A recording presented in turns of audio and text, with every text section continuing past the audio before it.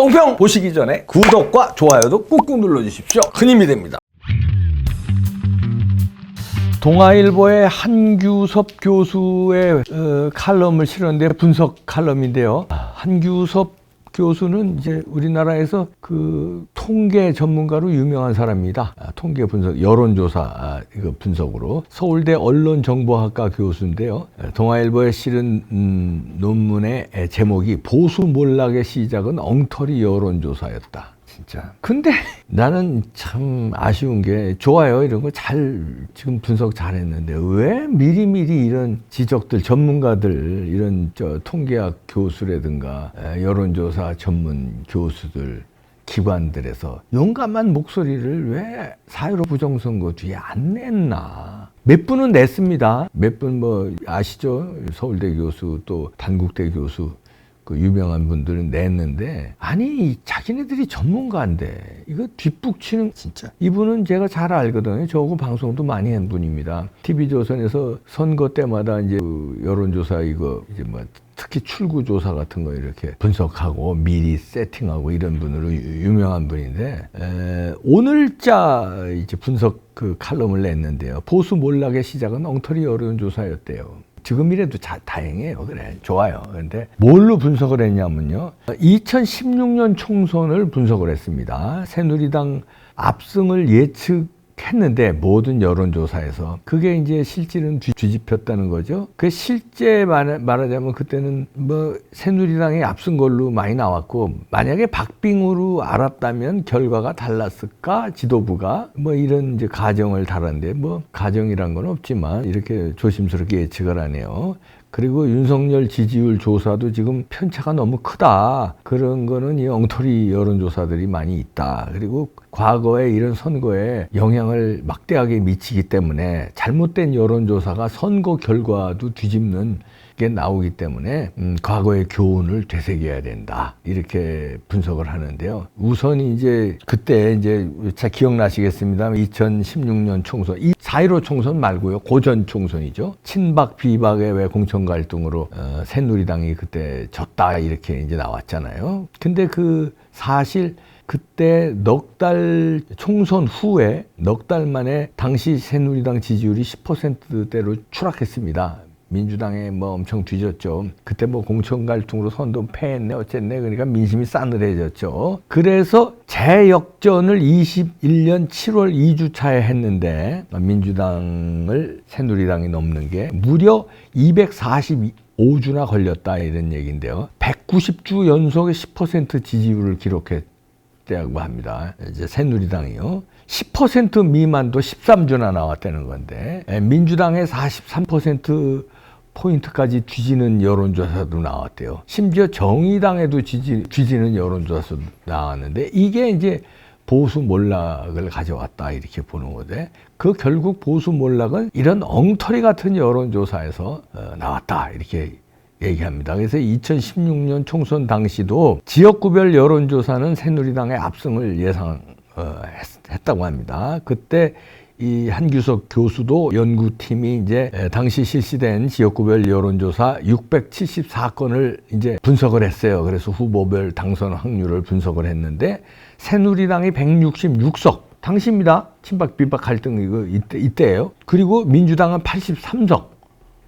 이때도 새누리당이 압승한다고 예측했어요. 그런데 결과는 새누리당이 122석, 민주당이 123석으로 오히려 민주당이 다수당이 됐다 이런 얘기인데요. 그 선거 전에는 이 한규섭 이분은 여론조사에 제대로 된 전문가입니다. 이분이 한 거가는 그래도 어느 정도 신빙성이 있습니다. 그때 그러니까 여론조사하고 실제 득표하고 달랐다는 건데 여론조사가 엉터리였다는 거죠. 그 여론조사 전부 분석을 해보니까 엉터리였다 이런 얘기입니다. 그래서 결국은 여론조사하고 반대되는 선거 결과가 나왔다. 그래서 한마디로 얘기하면 보수 몰락 그때도 졌고 그다음에 4.15 총선은 왕창 졌잖아요.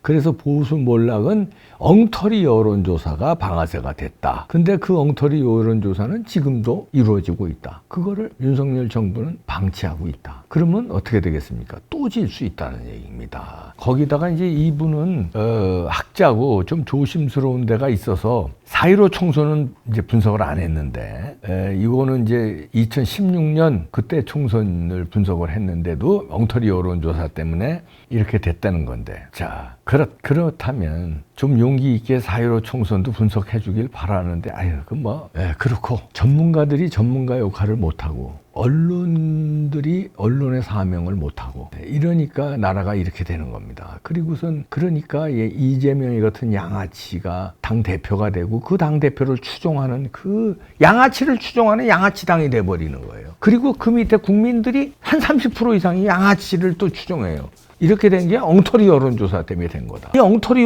여론조사 철퇴를 내려야 됩니다. 그러니까 엉터리 여론조사로 이준석 돌풍 만들어버리니까 이준석이가 국힘당 대표가 돼요. 어느 순간에. 엉터리 여론조사로.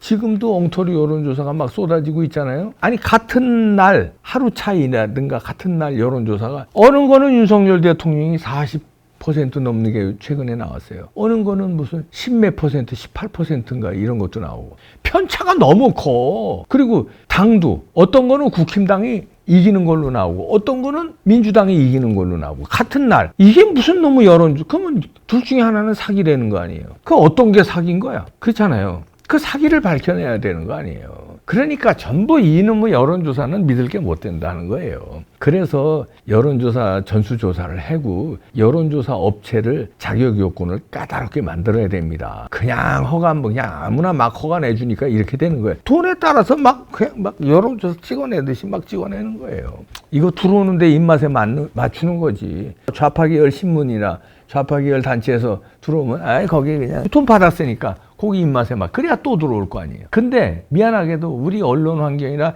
여론조사 주는 데는 좌파 계열이 많아요. 압도적으로. 그리고 문재인 정부 시절에 70몇 군데가 좌파 계열 우죽순처럼 여론조사 기관이 생겼어요. 문재인 정부 시절에 허가 막 내주니까. 그건 누구겠습니까? 좌파 계열이 문재인 정부 시절에 득봤으니까 막 얻어갔죠. 심지어는 문재인 캠프에 있었던 사람이 여론조사 대표예요. 이게 말하면 뭐합니까? 막을 사람들은 이제 국민밖에 없습니다. 언론도 사명 못 다하죠. 전문가인 교수들도 사명 안 하니까 국민이 중앙선관위에 이거 고발했습니다. 1000명의 시민들이 고소해서 중앙선관위가 피소당했는데요. 북한 해킹 방치한 직무유기 혐의로 대검찰청에 대한민국 국민들이 고발했습니다. 이 국민밖에 없어 이제는. 진짜 미치겠네 진짜. 1000명의 국민들이 선관위가 북한의 해킹 사실 관련한 국정원의 통보에도 전혀 대응하지 않았고 보안 점검에도 응하지 않았다. 직무유기로 중앙선관위 검찰에 고발했습니다. 민경욱 대표를 비롯한 이제 대한민국 국민 1000명입니다. 그리고 이번 소송의 법률 대리인은 부정선거가 열심히 싸우고 있는 도태우 변호사, 박주연 변호사, 윤용진 변호사를 비롯해서 자유변호사협회 변호사들이 변호를 맡고요. 입장문도 내고 했는데요. 참 박수칩니다. 행동해야 돼요. 근데 이 4.15 부정선거에 대해서 국민의 3분의 1이 부정선거라고 인식하잖아요. 그런 여론조사도 나왔잖아요.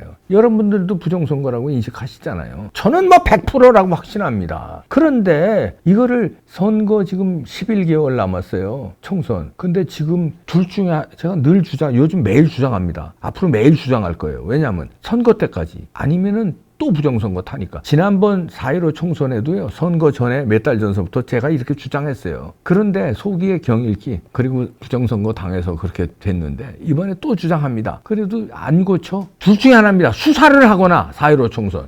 아니면 제도를 바꾸거나. 둘 중에 하나 하면 무조건 또 과반 먹습니다. 민주당이. 무조건 먹어요. 왜냐하면 지네 살기 위해서 부정선거하고 그 부정선거 막지 못하면 무조건 당합니다.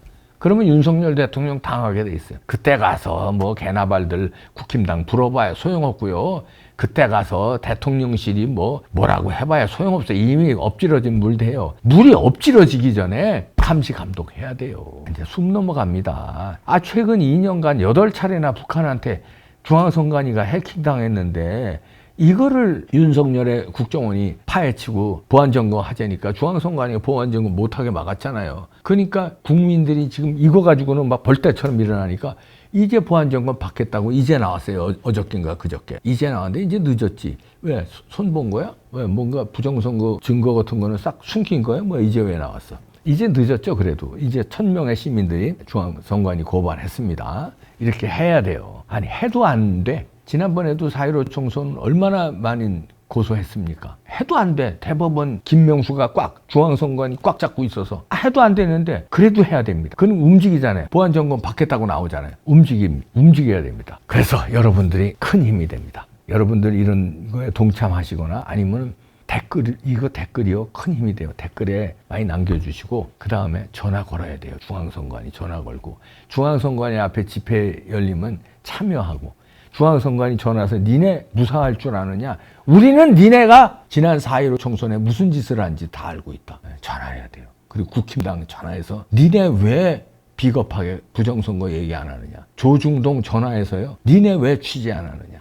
행동해야 됩니다. 전화도 행동입니다. 집회도 행동이고요. 1인 시위도 물론 행동이지만 행동합시다. 저는 총선 전까지 계속 저의 역할은 여러분들에게 많은 분들에게 알리고 또 우리가 독려하고 이러는 거 아닙니까? 물론 집회도 나가고요. 힘을 합칩시다 여러분들.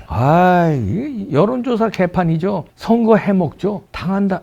말 맙시다. 자, 우리는 깨어 있읍시다. 이렇게 시민 1,000명이 자유우파 변호사들하고 중앙선관위 고발한 거 이런 뉴스조차도 이런 것들도 메이저 언론에서 보도 안 해요. 이런 거조차도.